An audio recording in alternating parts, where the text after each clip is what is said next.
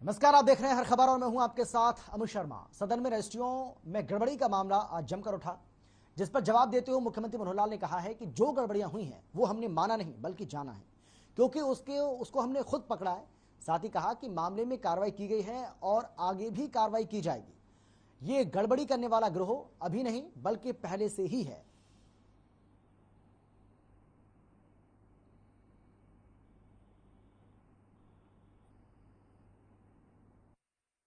बीच में कभी डाल 7A 1975 के एक्ट में लागू हुआ था और ये ठीक है कि मशरूमिंग ना हो, इस प्रकार से सारा उसके पीछे हेतु रहा होगा। मशरूम ग्रोथ वो रुकनी चाहिए और हमने इसको रोकने के लिए ही 7A की सख्ती की।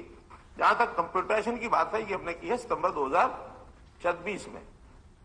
सितंबर 2020 में 1 महीना हमने रजिस्ट्रियां 1.5 महीना रोक के रखी कि जब तक सॉफ्टवेयर ठीक से टेस्ट नहीं हो जाता, तो टेस्टिंग करने के बाद जब वो ठीक हो जाएगा तभी इसको 1.5 महीना पूरे प्रदेश में कोई भी रजिस्ट्री नहीं हुई, तब जाकर के हुआ। उससे पहले ये ऑनलाइन नहीं था, सभी जो है ऑफलाइन था और सभी जो फिजिकली डॉक्यूमेंट लेते थे तब करते थे, तभी इसमें से होता था।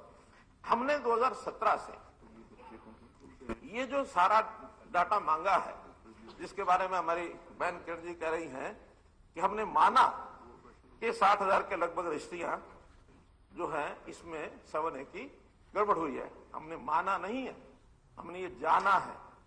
जो जून 2020 की बात कही जा रही है, जून 2020 में केवल गुड़गांव की कुछ शिकायतें थी। गुड़गांव की शिकायतों में फिर उस जो तहसीलदार, सब तहसीलदार, उनके खिलाफ एक्शन हुआ, जो FIR हुई।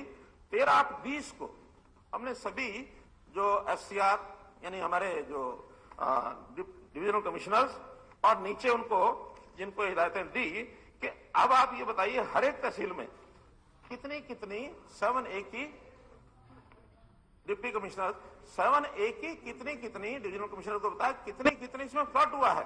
ये 13/8/20 को लिखा है। 13/8/20 को लिखने के बाद इनकी जो जानकारियां मिली हैं वो उसके बाद अप टू 20 जनवरी 2022 की भी लास्ट जानकारी है। जब ये सारा कुछ हुआ उसके बाद उसका एक फील्ड में, क्योंकि ये नीचे से जानकारी आई है, उसको वेरीफाई करना जरूरी है कि वेरीफाई करने के बाद कि इसमें से कितनी सत्यता कितनी नहीं है। वेरिफिकेशन के बाद तब इनका एक्सप्लेनेशन मांगा गया है, चाहे तहसीलदार है, चाहे सब तहसीलदार है, चाहे पटवारी है, चाहे रजिस्ट्रेशन क्लर्क है। 15 दिन का उनको टाइम दिया गया है। सीधा तहसीलदार, सब तहसीलदार को तो HCR साहब ने दिया है और बाकी डिप्टी कमिश्नर को कहा है कि 15 दिन के अंदर जवाब मांगे। जवाब आने के बाद और इसकी जो कार्रवाई है, आखिर बिना जो सिस्टम है उस कार्रवाई के बिना कोई एक्शन लेंगे तो कल को कोर्ट फिर वही करेगा जो बाकी लोगों को उन्होंने, जिनको हमने सस्पेंड किया और उनको उन्होंने बहाल कर दिया। हम चाहते हैं कि पुख्ता जो केस है वो बनेगा। ये सारा हम अपने आप कर रहे हैं, हमको किसी ने आके बताया नहीं, शिकायत की नहीं है। हम भ्रष्टाचार को रोकने का पहले दिन का हमारा इरादा है कि भ्रष्टाचार नहीं होने देंगे। ये पकड़वाने का काम किसने किया? ये पकड़वाने का काम किसने किया? ये पकड़वाने का काम इस करनाल डिस्ट्रिक्ट में सबसे पहले कोई गड़बड़ है तो पकड़वाने का काम भी मनोहर लाल ने किया कि हम पकड़वाएंगे इसको, और रंगे हाथों पकड़ा है। रंगे हाथों पकड़ने के बाद ये गिरोह मिला है और इस प्रकार के गिरोह आज से नहीं पनपे। सदन में अभय चौटाला ने रजिस्ट्रियों में गड़बड़ी का मुद्दा उठाया, जिस पर डिप्टी सीएम दुष्यंत चौटाला ने जवाब देते हुए कहा कि मामले में 6 रजिस्ट्रार और 5 सब रजिस्ट्रार के खिलाफ FIR दर्ज की गई है। सरकार ने समय पर उचित कार्रवाई की है। साथ ही कहा कि सरकार ने कोई भी आंकड़ा नहीं छुपाया, गड़बड़ी करने वालों पर सख्त कार्रवाई की जाएगी।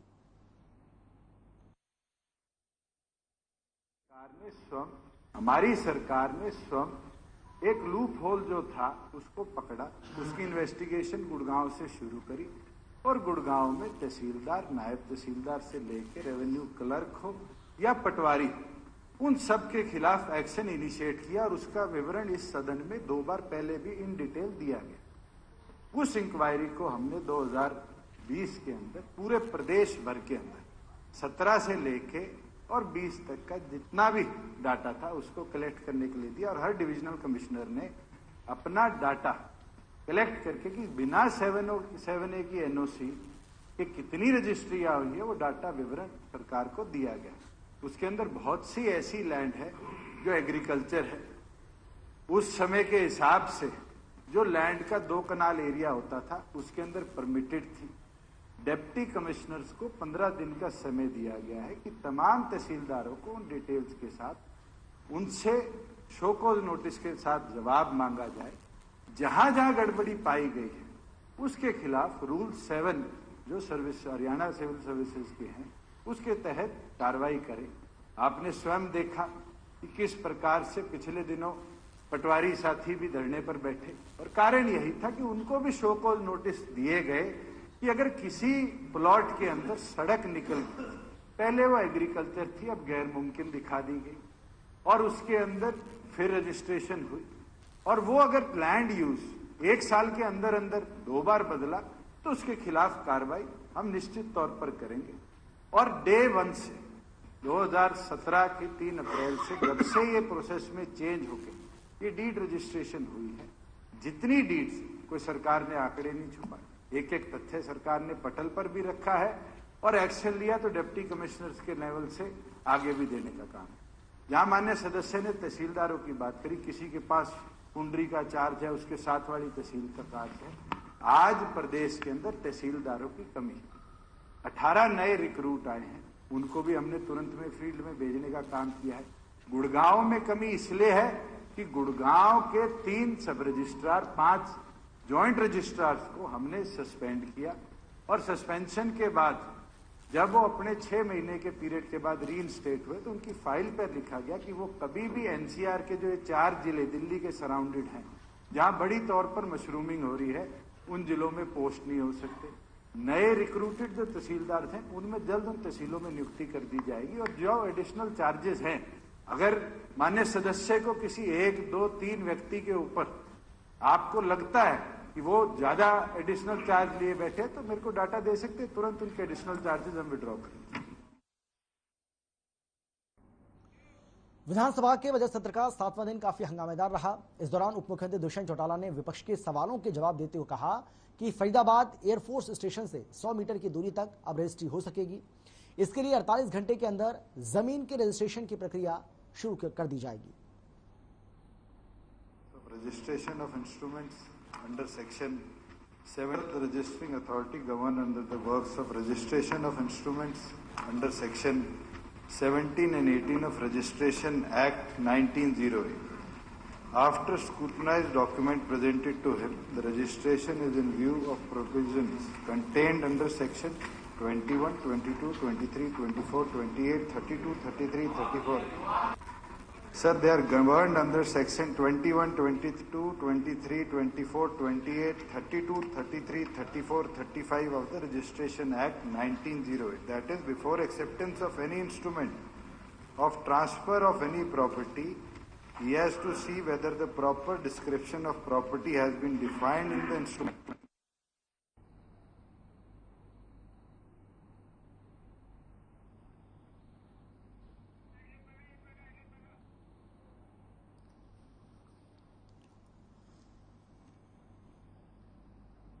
तो रजिस्ट्री को लेकर ये सरकार की ओर से एक बड़ा फैसला लिया गया है। अब 100 मीटर की दूरी तक रजिस्ट्री हो सकेगी। जिस तरीके से ये सवाल जो है वो पूछा जा रहा था, अब इसका जवाब डिप्टी सीएम दुष्यंत चौटाला की ओर से आज सदन के अंदर दिया गया है।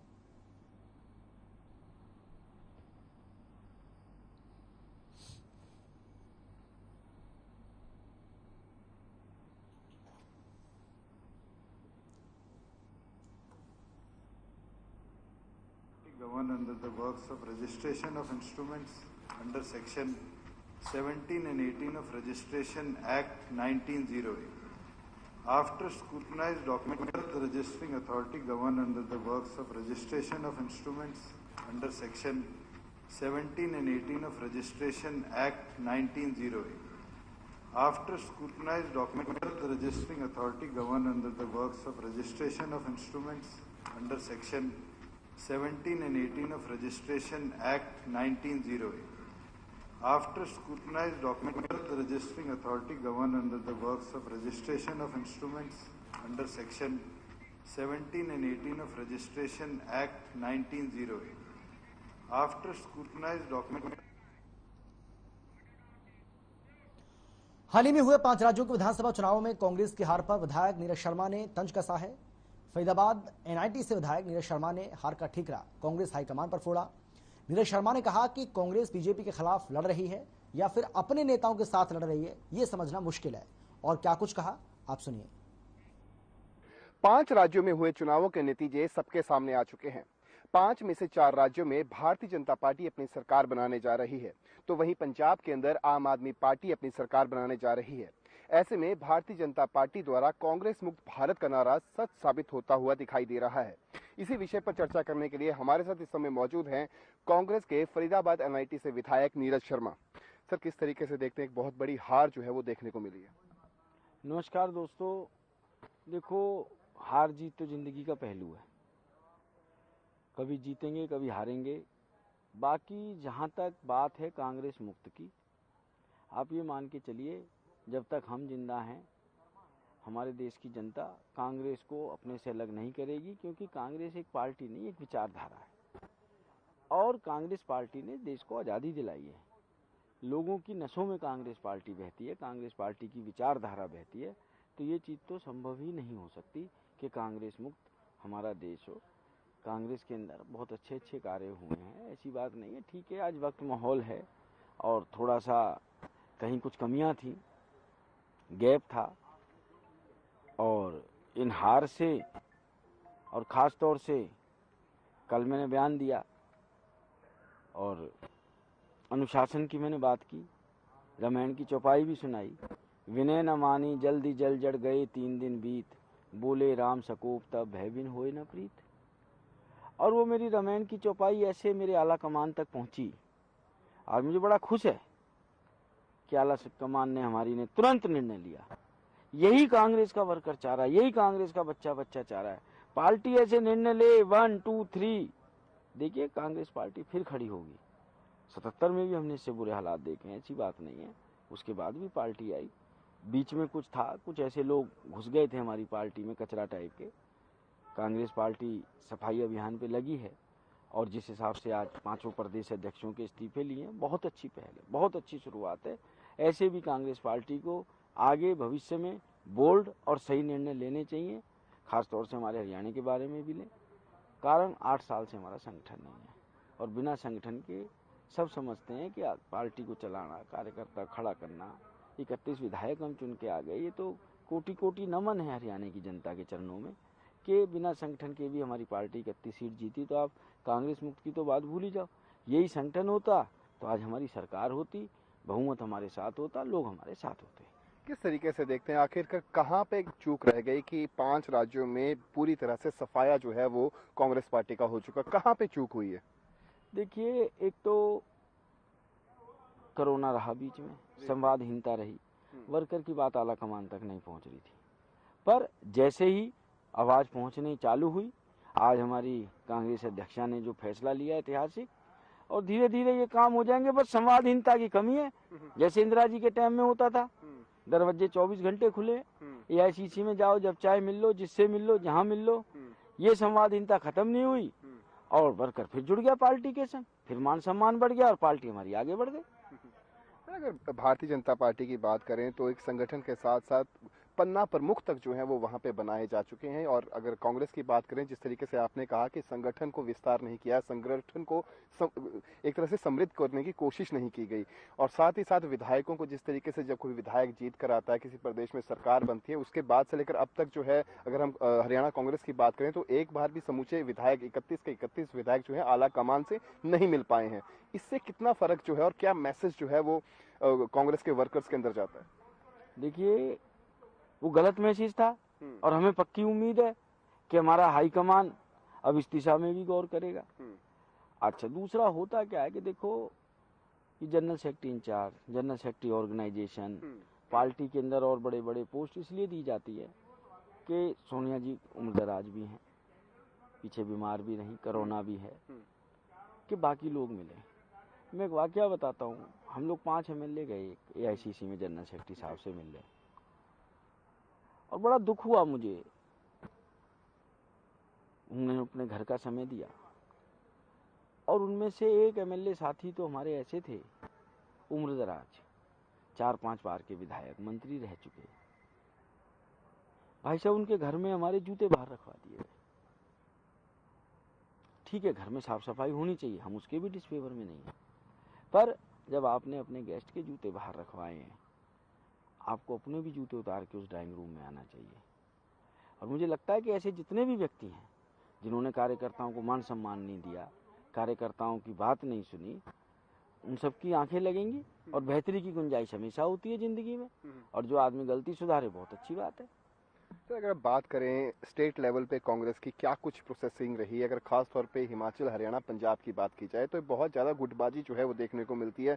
रिसेंटली पंजाब कांग्रेस के अंदर गुटबाजी देखने को मिली, हिमाचल की बात करें हिमाचल में भी गुटबाजी देखने को मिलती है। अगर हरियाणा की बात करें तो हरियाणा में भी अनेकों अनेक गुट जो है वो यहाँ पे बने हुए हैं। किस तरीके से आखिर ये गुटबाजी से कितना फर्क जो है वो पड़ रहा है और साथ ही साथ प्रदेशवासियों को एक गलत मैसेज भी जा रहा है? देखिए, गुटबाजी नहीं होती तो हमारी सरकार अवश्य बनती, और ये कई बार हम अनौपचारिक तौर से अपनी मीटिंगों में भी कह चुके हैं कि भाई हम भाजपा से कहाँ लड़ रहे हैं, हम तो आपस में लड़ रहे हैं। जो हमारी एनर्जी भाजपा से लड़ने में ख़त्म होनी चाहिए थी, वो एनर्जी तो हमारी आपस में लड़ने में खुश हो रही है। अब हमें लगता है कि हमारे हरियाणा के ऊपर भी हाईकमान कृपा दृष्टि रखेगा और सब चीज़ें ख़त्म होंगी और सब हाथ के पंजे के नीचे एक लकीर की तरह काम करेंगे और कांग्रेस पार्टी हरियाणा में आगे बढ़ती जाएगी। अगर हरियाणा की बात करें तो आप ये मानते हैं कि हरियाणा की कांग्रेस के अंदर भी गुटबाजियां हैं? जिस तरीके से अगर आज सदन के अंदर की कार्यवाही की बात करें, जब कांग्रेस की वरिष्ठ नेत्री किरण चौधरी जो है अपना सवाल रख रही थी सदन के पटल पर, उस समय किसी भी विधायक ने, किसी भी कांग्रेस के विधायक ने उनके साथ नहीं दिया। हालांकि बाकी अगर हम सत्ताधारी पक्ष के विधायकों की बात करें तो उन्होंने तंज कस के भी कहा कि ये अकेली खड़ी है, 29 विधायक कहाँ हैं जो इनके पक्ष में आकर क्यों नहीं खड़े हो रहे? नहीं, ऐसी तो कोई बात नहीं जी। कोई भी साथी अपनी बात उठाता है, अपनी बात करता है। वैसे तो देखो, कोई साथी विधायक बात कर रहा है और दूसरा व्यक्ति बीच में टोके तो हम उस साथी विधायक को डिस्टर्ब भी करते हैं एक तरीके से। पर जो भी बड़ा नेता खड़ा होता है, चाहे हमारे हुड्डा साहब हैं, चाहे कादयान साहब हैं, चाहे किरण चौधरी जी हैं, या जगबीर मलिक जी हैं, या डिप्टी CLP हमारे आफ्ताब अहमद जी हैं, या बीबी बत्रा जी हैं, ये सीनियर लीडर्स हैं हमारे। हम तो फर्स्ट टाइमर चुने हुए विधायक हैं, तो सभी सारा साथ देते हैं। ऐसी बात नहीं है, ऐसी कोई बात नहीं है। आप ये मानते हैं कि गुटबाजी है हरियाणा कांग्रेस के अंदर? ये तो मैं पहले ही कह चुका हूँ जी, है। नहीं होती तो आज हम राज में होते जी, सत्ता में होते, हम 31 सीट पे थोड़ी टिके होते। पर अब हमें पूरी उम्मीद है अपने हाईकमान से कि जिस हिसाब से त्वरित निर्णय लिए हैं हाईकमान ने, आने वाला भविष्य और कल हरियाणा में कांग्रेस का भी बहुत अच्छा होने वाला है। जिस तरीके से आपने ये मुखर बयान जो है वो आपने दिए हैं, उसको किस ढंग से लिया जाए मीडिया के अंदर, किस तरीके से देखा जाए, क्या इसका मैसेज जो जाएगा, उसके बारे में क्या सोचते हैं? देखिए, मैं तो राम भक्त हूँ, राम कथा करता हूँ, और हमारी रामायण में बहुत बढ़िया चौपाई है, जाकी रही भावना जैसी, प्रभु मुहूर्त तिन देखी जैसी। मेरे कोई बगावती सुर नहीं थे, जो मेरी बात थी वो एक आम कार्यकर्ता का दर्द था, और हमारी बात ऊपर तक नहीं पहुंच रही थी। चाहे हमारे बड़े नेता हों, प्रभारी हों, जनरल सेक्रेटरी ऑर्गेनाइजेशन हो, किसी के थ्रू हमारी बात नहीं पहुंच रही थी। कल हमने मीडिया में बात करी, हमारी बात ऊपर तक पहुंची, हमारी अध्यक्षा ने सख्त फैसला लिया, हम दिल से धन्यवाद करते हैं और उनकी आगे बढ़ने के लिए, संघर्ष के लिए उनके साथ खड़े। जिस तरीके की बयानबाजी आपने करी, उसके बाद नेता प्रतिपक्ष भूपेंद्र सिंह हुड्डा की तरफ से या किसी अन्य वरिष्ठ नेताओं की तरफ से कोई आपके साथ संवाद हुआ, नहीं हुआ, उसके बारे में बताएं। नहीं, सबसे बातचीत हो रही है। कल रात खाने पे भी इकट्ठे थे, सब नेताओं से बात हुई। उन्होंने कहा ठीक है भाई, आपका अपना दर्द है, अपनी बात है, आप कह सकते हैं, क्यों नहीं कह सकते, ऐसी कोई बात नहीं।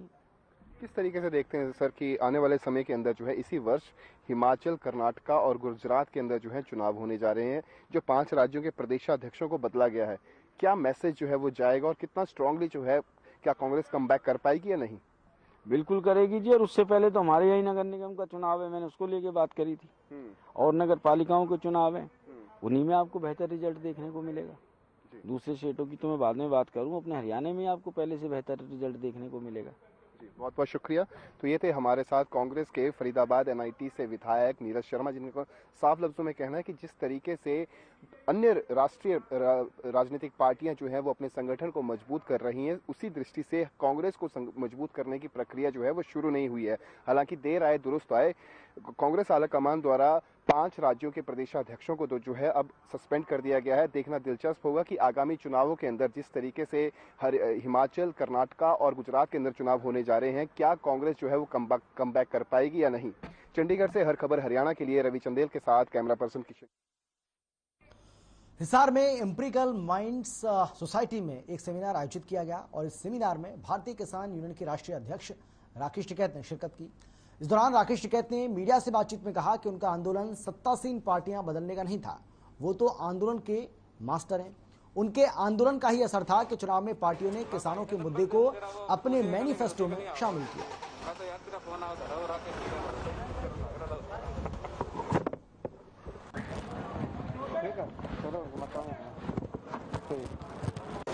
सर, किसान आंदोलन पे जो शर्तें मानी गई थी, जो आंदोलन चल रहा था सरकार द्वारा, क्या उन पे सहमति बनी? अगर नहीं बनी है तो अब क्या आगे किसान आंदोलन किस तरह? और आगे जाएंगे, पूरे देश भर में जाएंगे। पहले तो 21 तारीख को एक ज्ञापन देंगे पूरे देश भर में उस डिमांड के लिए, और दूसरा ये कि 28 तारीख को बंद है, जो लेबर क्लास जो है, जो वर्कर हैं वो कर रहे हैं, तो उसका समर्थन हम कर रहे हैं। और अपनी फसलों को बेचेंगे, अप्रैल से शुरू करेंगे इन सारी चीजों को। भाई फसल बेचो, एमएसपी सप्ताह मनाओ, जैसे मनाते हैं ना, तो एमएसपी सप्ताह मनेगा, जाएंगे और अपनी फसलों को एमएसपी से कम पे ना बेचें।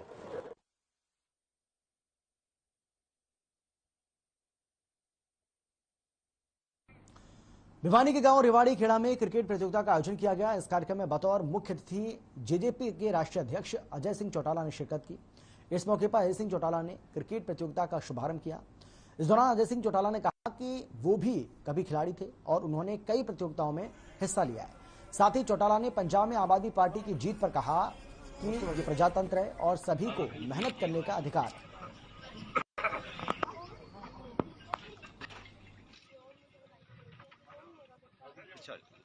आज तो शुभ शुरुआत की गई है।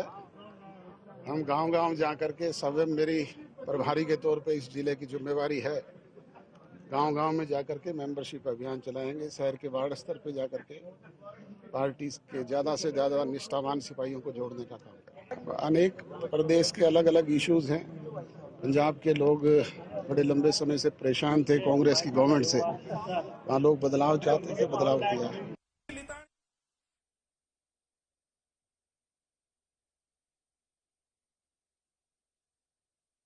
और फिलहाल इतना ही। छोटे से ब्रेक के बाद फौरन लौट रहे हैं, आप देखते